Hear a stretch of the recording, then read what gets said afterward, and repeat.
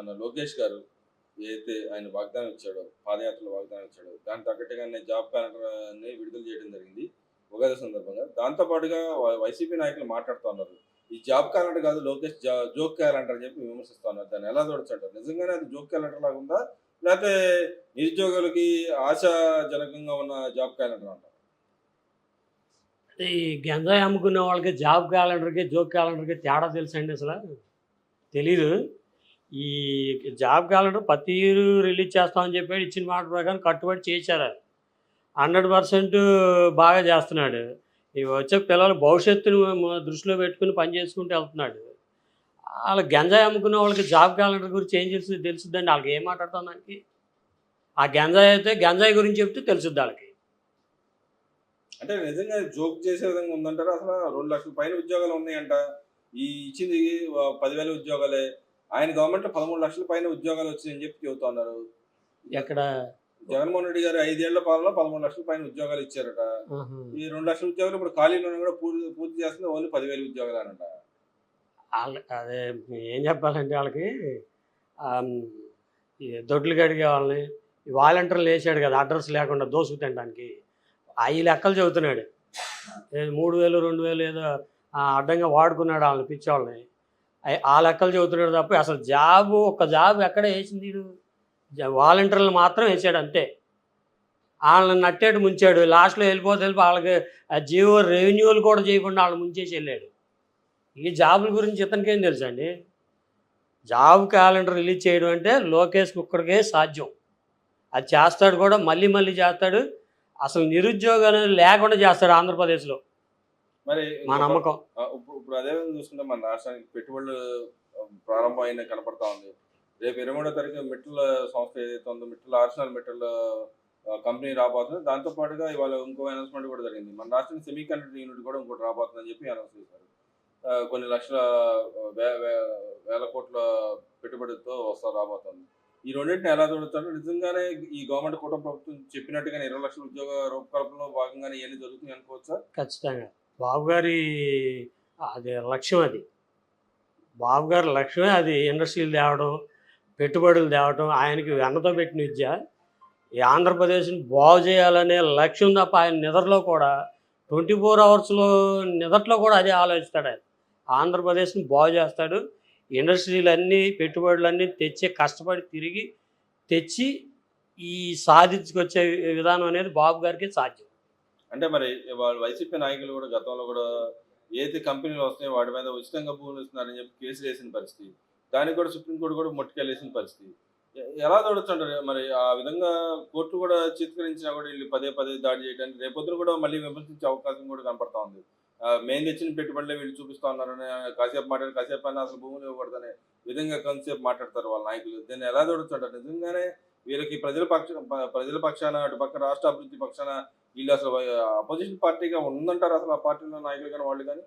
అసలు ఆళ్ళకి సిగ్గు, శరం, సీమునెత్తురు అనేది భగవంతుడు పెట్టలేదు. ఒకటి ఆళ్ళు మన పెట్టుబడులు, ఇండస్ట్రీలు ఎలా తెచ్చారో చూసాం గదా! వైజాగ్‌లో సమ్మిట్ పెట్టారు చూసాం గదా! మన పేటీఎం బ్యాచ్‌లకి ఏదో అద్దె కోట్లు తెచ్చి తగిలిచ్చి భోజనాలుగా కొట్టుకున్నారు. అవి ప్లేట్లు ఇచ్చుకొని ఎగబడతారు చూసారా రోడ్లమ్మటే, ఆ విధంగా కొట్టుకున్నారు. ఎవరు చూడలేదు, దేశం అంతా చూసింది ఈళ్ళ పెట్టుబడులు, ఈళ్ళ అవతారం, ఈళ్ళ బుద్ధే గడ్డి తినే బుద్ధి. ఈళ్ళ మంచి మానవత్వం అసలు తెలవదు.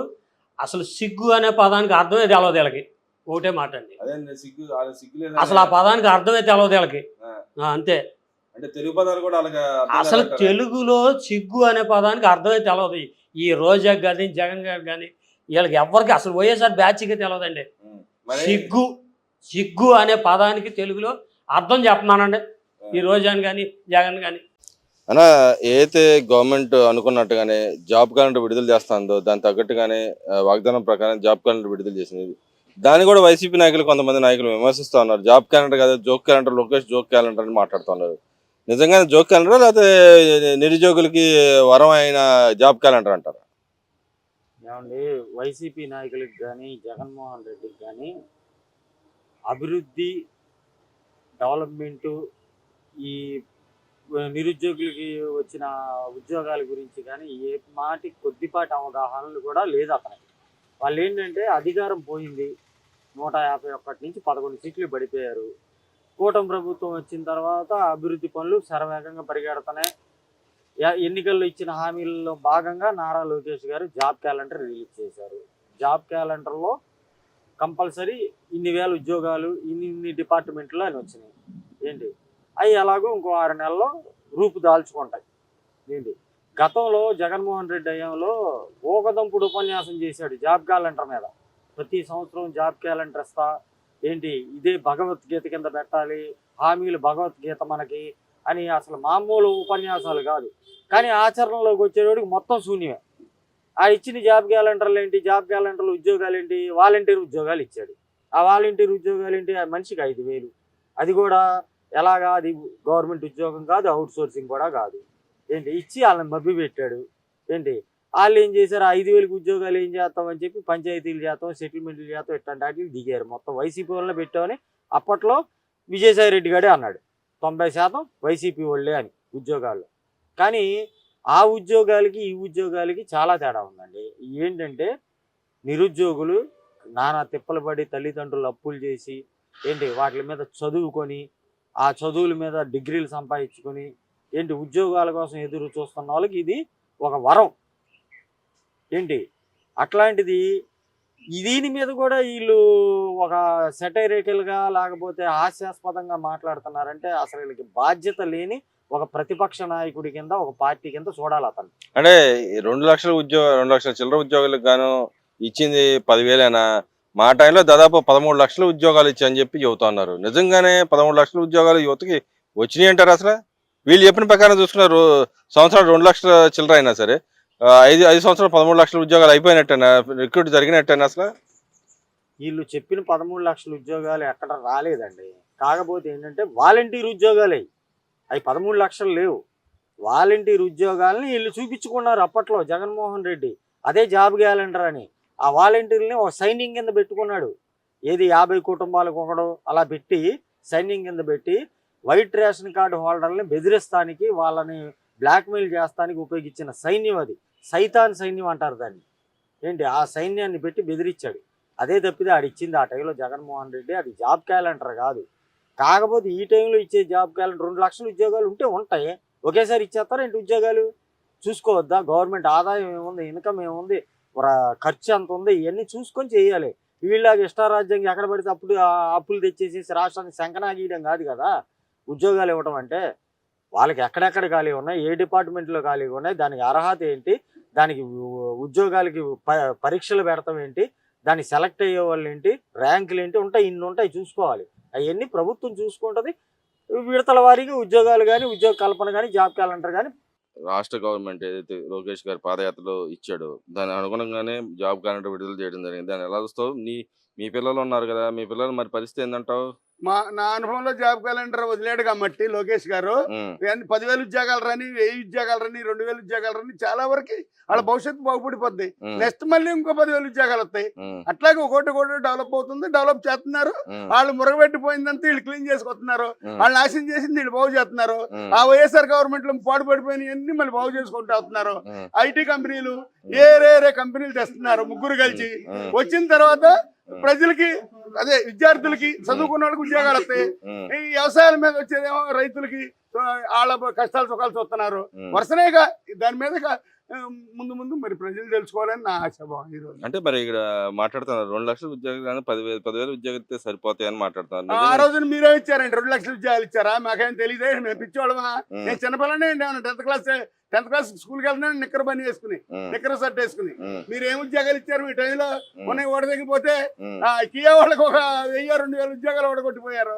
అమర్రాజ్య వాళ్ళకి ఒక 2,000 ఉద్యోగాలు, 100 ఉద్యోగాలు, 3,000 ఉద్యోగాలు, 300 ఉద్యోగాలు ఓడగొట్టిపోయారు తిరుపతి నుంచి చిత్తూరు మధ్యన. మీరేమి ఇచ్చారు మరి? వాళ్ళు ఇస్తే వీళ్ళు ఇచ్చారు అనుకోవాలి. వాళ్ళ సంగతి ఎందుకండి? ఈ కూటమి ప్రభుత్వం ముగ్గురు చక్కగా ఐకమత్యంగా ఒకళ్ళకొకళ్ళ మధ్యన గొడవలు లేకుండా, ఏ చిన్న సబ్జెక్ట్ వచ్చి నీలాంటి వాళ్ళు వచ్చినా సరే చంద్రబాబు గారిని కనుక్కోమని కడుక్కోమని, లోకేష్ గారు కడుక్కోమని, వాళ్ళిద్దరమ్మ పావన్ కడుక్కోమని చక్కగా కలిసిపోయారు. ఒకే కుటుంబంలో ఒకే రక్త సంబంధంలో అన్నదమ్ములు అలా ఉంటుల్లా, తండ్రి కొడుకులు అలా ఉంటుల్లా, బావబొమ్మరులు అలా ఉంటుల్లా. అలా చేసుకుంటున్నారని నేను అనుకుంటున్నా, ప్రజలు కూడా అనుకుంటున్నారు. మరి గవర్నమెంట్ 20 లక్షల ఉద్యోగాలు ఇస్తా అంటుంది, నిజంగా ఇవ్వగలుగుతా 20 లక్షల ఉద్యోగాలు? ఇంకా 3 సంవత్సరాలు ఉందండి. పెట్టినప్పుడే కొండ ఉడికిపోయి అన్నం నొట్టకు వచ్చేసిద్దా? చేస్తారు. ఊళ్ళో ఇస్తారు 20 లక్షల ఉద్యోగాలు. కంపెనీలను రానియండి. మాకేం చంద్రబాబు గారు మాకేదో ఇల్లు కొనివ్వలే, కారు కొనివ్వలేదండి. జరిగింది చెప్పమంటేనే చెబుతా. ఏ ఛానల్ అయినా నాకు బాధలేదు. పవన్ కళ్యాణ్ మాకేమో పొలం కొనివ్వలా, లేదా 10 లక్షలు నాకు ఇవ్వాలా.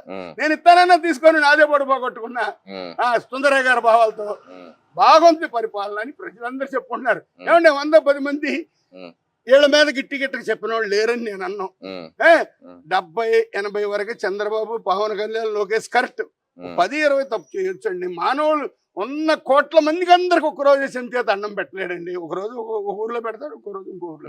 మరి ఇక్కడ చూసుకుంటే అసలు వ్యవసాయం పరిస్థితి అధోగతిలో ఉంది. మొన్న ఏదైతే వ్యవసాయానికి పెట్టుబడి సాయం ఇచ్చారో దాన్ని కూడా తప్పు పడుతున్నారు. రైతులు ఆత్మహత్య చేసుకున్నారంటే ఈ గవర్నమెంట్ వచ్చింది. అవునండి, మరి వినండి. మీ టైంలో చచ్చిపోతే నువ్వేమి ఇచ్చే జనానికి ఊరంటెళ్ళి పవన్ కళ్యాణ్ ఇచ్చి వచ్చాడు. అసలు ఏ పదవి లేకుండా పవన్ కళ్యాణ్ ఇచ్చాడు. మా కోడూరు కూడా వెళ్ళాడు, పవన్ కళ్యాణ్ తలాగలచ్చి ఇచ్చి వచ్చాడు. నువ్వేమి ఇచ్చొచ్చా? మీ నాన్నగారి టైంలో నువ్వు ఇస్తే సరిపోద్దా? మీ నాన్నగారు చచ్చిపోయాక నువ్వేమి ఇచ్చా? వడగళ్ళు వాన దానికి ఎవడేం చేస్తాడు? ప్రకృతి వైమల్యం. మొన్న నీ టైంలో వరదలు వచ్చినాయి, కొట్టుకు దొబ్బారు, చచ్చారు. ఈ టైంలో కూడా పుష్కరాల్లో చనిపోయారు. ఆ ప్రకృతి వైమల్యానికి ఎవరండి బాధ్యులా? ఆ టంపుగాడు యుద్ధాలు ప్రకటించాడు, అక్కడ జనం చచ్చిపోతున్నారు. ఆయిల్ గ్యాస్ రేట్లు పెరిగినా కూడా మనకు అందిస్తున్నారు. దానికి ఏమంటారు జగన్మోహన్ రెడ్డి గారు? అదంతా యేసు వల్ల రాముడు చూడాలి నేను అనుకుంటున్నాను. ఇది చేస్తుంది